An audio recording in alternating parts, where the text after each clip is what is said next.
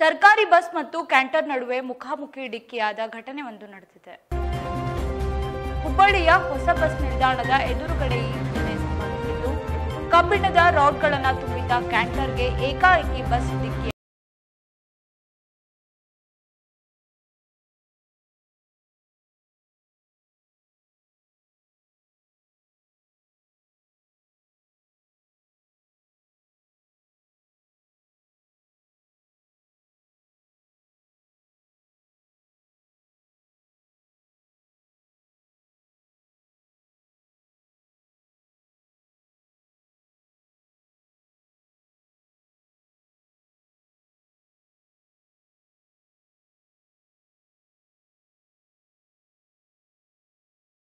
ನಿರಂತರವಾದ ಸುದ್ದಿಗೆ ಸಬ್ಸ್ಕ್ರೈಬ್ ಮಾಡಿ FM ನ್ಯೂಸ್ ಕನ್ನಡ ಹಾಗೂ ಬೆಲ್ ಐಕಾನ್ ಅನ್ನು ಒತ್ತಿ ನೋಟಿಫಿಕೇಶನ್ ಖಚಿತಪಡಿಸಿಕೊಳ್ಳಿ.